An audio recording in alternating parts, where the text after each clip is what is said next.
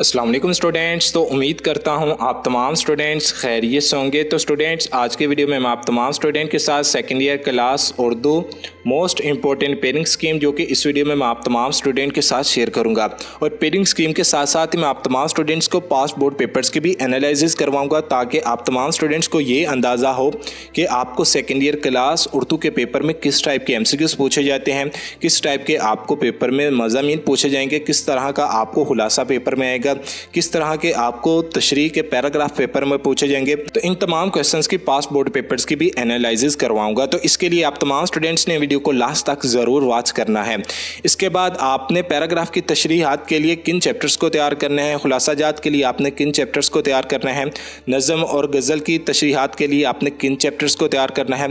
तो ये तमाम बातें इस वीडियो में मैं आप तमाम स्टूडेंट्स को क्लियर कर दूंगा, लेकिन इसके लिए आप तमाम स्टूडेंट्स ने वीडियो को लास्ट तक ज़रूर वॉच करना है। और ये पेयरिंग स्कीम पंजाब के तमाम बोर्ड्स के लिए है। बहुत ज़्यादा स्टूडेंट्स मुझसे ये कमेंट में क्वेश्चन करते हैं कि सर ये पेयरिंग स्कीम किन किन बोर्ड्स के लिए है। तो ये मैंने बोर्ड मेंशन भी कर दिए हैं। ये pairing scheme Lahore board, Rawalpindi, Faisalabad, Sargodha, Gujranwala, Sahiwal, Multan, Bahawalpur और डेरा गाजी हैं। पंजाब के इन 9 बोर्ड्स के लिए ये पेयरिंग स्कीम है और फाइनल पेयरिंग स्कीम है। तो आप तमाम स्टूडेंट्स ने इस पेयरिंग स्कीम को सामने रखते हुए अपने सेकेंड ईयर क्लास उर्दू के पेपर की तैयारी करनी है, और जो मोस्ट इंपॉर्टेंट पॉइंट्स इस वीडियो में बताऊंगा, जस्ट आपने उन पॉइंट्स को फॉलो कर लेना है।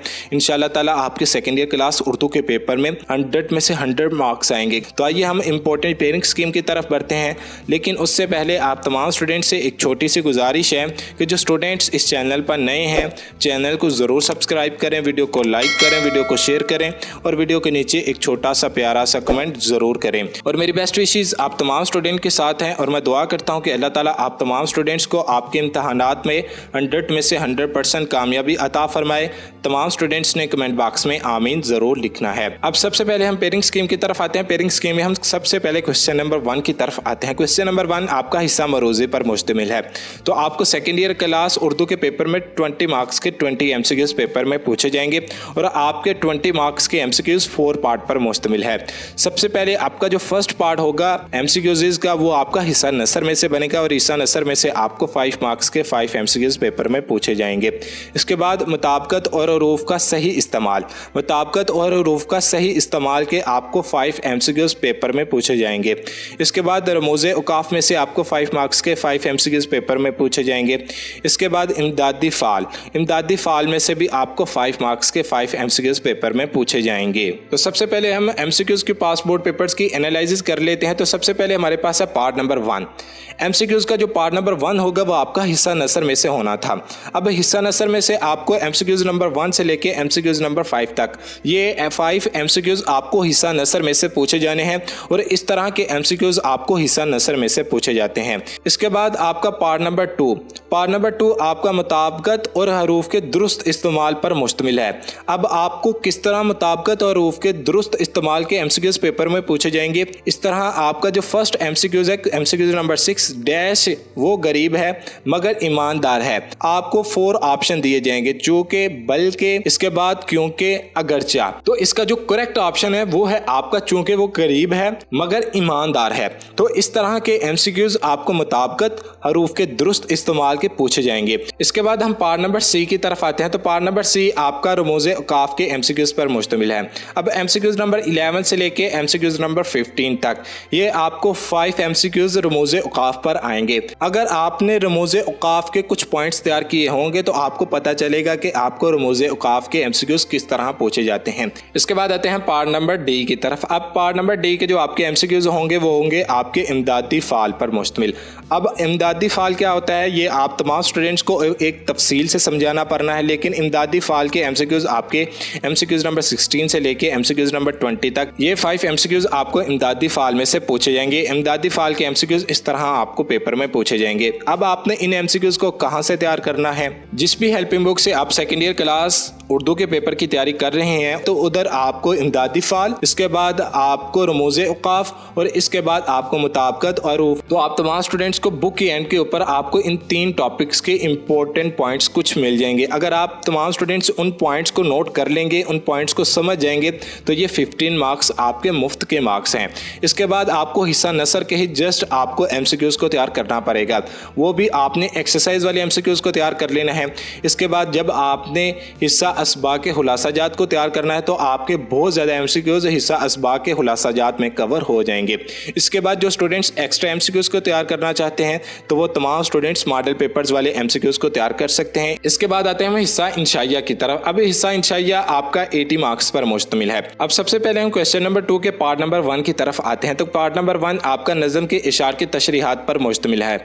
आपको हिस्सा नज़म में से 2 इशार की तशरीहात करनी होंगी और 2 ही इशार आपको पेपर में आएंगे हिस्सा नज़म में से। जब आप तशरीह करनी है तो तशरीह करने से पहले आपने शायर और नज़म का अनवान भी तहरीर करना है, यानी कि आपने हवाला मतन लिखना है।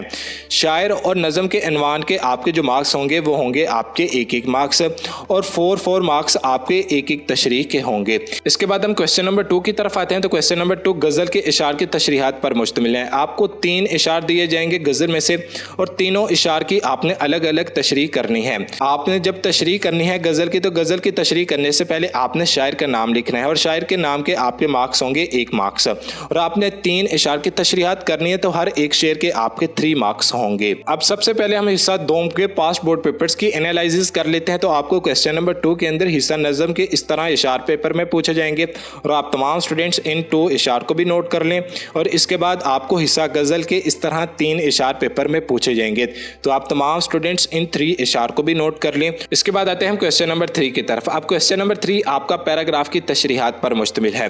आपको पेपर के अंदर 2 सियाक़-ओ-सबाक़ आएंगे जिसमें से आपने किसी एक सियाक़-ओ-सबाक़ की तशरीह करनी है। अब सबसे पहले जब आपने सियाक़-ओ-सबाक़ की तशरीह करनी है उससे पहले आपने सबक का उन्वान और मुसन्निफ़ का नाम भी लिखना है।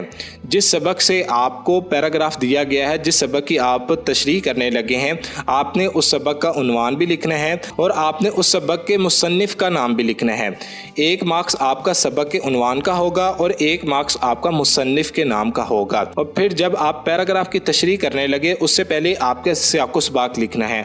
अब आपने सियाक़-ओ-सबाक़ किस तरह लिखना है तो ये भी एक डिटेल वीडियो है, ये आपको एक अलहदा वीडियो के अंदर बताऊंगा। ये मैं चैप्टर वाइज गेस्ट पेपर में बताऊंगा कि आपने सियाक़-ओ-सबाक़ की तशरीह किस तरह करनी है। सियाक़-ओ-सबाक़ के आपके 3 मार्क्स होंगे और जब आपने सियाक़-ओ-सबाक़ की तशरीह करनी है तो सियाक़-ओ-सबाक़ की तशरीह के आपके जो मार्क्स होंगे वो होंगे आपके 10 मार्क्स। इस तरह क्वेश्चन नंबर 3 के आपके कंप्लीट मार्क्स होंगे वो होंगे आपके 15 मार्क्स। इसके बाद क्वेश्चन नंबर 4 की तरफ आते हैं। अब क्वेश्चन नंबर 4 आपका सबक के खुलासाजात पर मुश्तमिल है, लेकिन इधर एक इंपॉर्टेंट पॉइंट ये है कि आपको पैराग्राफ की तशरीह जो पेपर में पूछी जाएगी फर्स्ट 6 चैप्टर में से आपको 1 पैराग्राफ आएगा पेपर में और लास्ट 6 चैप्टर में से आपको 1 पैराग्राफ आएगा। इसके बाद क्वेश्चन नंबर 4 सबक के खुलासाजात पर मुश्तमिल है। आपको पेपर के अंदर 2 अस्बाक दिए जाएंगे जिसमें से आपने किसी एक सबक का खुलासा लिखना है और फिर आपने सबक के मुसन्निफ़ का नाम भी लिखना है। मुसन्निफ़ के नाम के आपके 1 मार्क्स होंगे और इसके बाद आपको एक सबक का खुलासा पहली आधी किताब और दूसरा खुलासा आपको दूसरा आधी किताब में से पूछा जाएगा, यानी कि आपको फर्स्ट 6 चैप्टर में से 1 खुलासा पेपर में आएगा और लास्ट 6 चैप्टर में से आपको 1 खुलासा पेपर में पूछा जाएगा। इसके बाद हम क्वेश्चन नंबर 5 की तरफ आते हैं। तो क्वेश्चन नंबर 5 नज़म के खुलासे पर मुश्तमिल है। तो आपको नज़म का एक ही खुलासा पेपर में आएगा, चॉइस नहीं होगी। क्वेश्चन नंबर 5 में आपको एक नज़म दी जाएगी, आपने उस नज़म का खुलासा लिखना है और तकरीबन आपने 10 से 12 लाइन्स का ही आपने खुलासा लिखना है नज़म का और फिर आपने नज़म के शायर का नाम भी लिखना है। इसके बाद हम क्वेश्चन नंबर 6 की तरफ आते हैं। तो question number 6 very important question है। तो क्वेश्चन नंबर 6 आपका मजमून पर मुश्तमिल है। अब क्वेश्चन नंबर 6 में आपको दिए गए 3 अनवानात में से किसी एक अनवान पर मजमून लिखना होगा। आपको पेपर में 3 मज़ामीन आएंगे जिसमें से आपने किसी एक मजमून को पेपर में अटेम्प्ट करना है। ये आपकी चॉइस है कि आप किस मजमून को पेपर में अटेम्प्ट करते हैं और आपके क्वेश्चन नंबर 6 के कुल मार्क्स होंगे 20 मार्क्स। इसके बाद हम क्वेश्चन नंबर 7 की तरफ आते हैं। Question number 7 last question. तो क्वेश्चन नंबर 7 आपका खत पर मुश्तमिल है। आपको पेपर के अंदर एक ही खत आएगा और जिसके कुल मार्क्स होंगे वो होंगे आपके 10 मार्क्स। अब आते हैं हमें हिस्सा सोम के पास बोर्ड पेपर्स की एनालिसिस की तरफ। अब क्वेश्चन नंबर 3 के अंदर इस तरह आपको 2 पैराग्राफ आएंगे जिसमें से आपने किसी एक पैराग्राफ की तशरीह करनी है, जिसमें से आपने सियाक़-ओ-सबाक़ भी लिखना है, हवाला मतन भी लिखना है, फिर आपने सियाक़-ओ-सबाक़ की तशरीह करनी है। इसके बाद क्वेश्चन नंबर 4 में आपको हिस्सा असबाक़ में से 2 खुलासे आएंगे जिसमें से आपने किसी एक खुलासे को पेपर में अटेम्प्ट करना है। दोनों खुलासों को आपने बहुत अच्छे तरीके से प्रिपेयर कर लेना है। इसके बाद क्वेश्चन नंबर 5 की तरफ आते हैं। तो क्वेश्चन नंबर 5 आपका नज़म के खुलासे पर मुश्तमिल है। ये नज़म आपको कोई भी दी जा सकती है, जैसे एक नज़म दी गई है इधर, अकबर ताला इबादी की नज़म खुदा सरसब्ज रखे, इस चमन को मेहरबान होकर आप इस नज़म का खुलासा लिखिए। इसके बाद क्वेश्चन नंबर 6 की तरफ आते हैं। तो क्वेश्चन नंबर 6 आपका बहुत ही इंपॉर्टेंट है। क्वेश्चन नंबर 6 में आपको 3 मज़ामीन आएंगे जिसमें से आपने किसी एक मज़मून को पेपर में अटेम्प्ट करना है। और क्वेश्चन नंबर 7 आपका लास्ट क्वेश्चन ख़त पर भी मुश्तमिल है। इसके बाद आपको ख़त या आप बीती भी पेपर में पूछी जा सकती हैं, लेकिन आप तमाम स्टूडेंट्स आप बीती को भी तैयार करें, इसके बाद आपको ख़त को भी तैयार करें। लेकिन दोनों क्वेश्चंस के चांसेस होते हैं पेपर में आने के, या आपको फर्स्ट टाइम या सेकंड टाइम आप बीती भी पेपर में पूछी जा सकती हैं, या आपको फर्स्ट टाइम या सेकंड टाइम क्वेश्चन नंबर 7 में ख़त पूछा जा सकता है। तो ये पेपर पैटर्न है और ये पेयरिंग स्कीम है। आप तमाम स्टूडेंट्स ने इस पेयरिंग स्कीम को सामने रखते हुए अपने सेकेंड ईयर क्लास उर्दू के पेपर की तैयारी करनी है। इसके बाद मैं आप तमाम स्टूडेंट के साथ 4 इंपॉर्टेंट पेपर शेयर करूंगा, फिर उसके बाद मैं आप तमाम स्टूडेंट के साथ chapter wise guest paper share करूंगा। तो ओके भी बच्चों, अल्लाह हाफिज़। मिलते हैं एक और नई वीडियो के साथ, इजाज़त दें। अस्सलामु अलैकुम।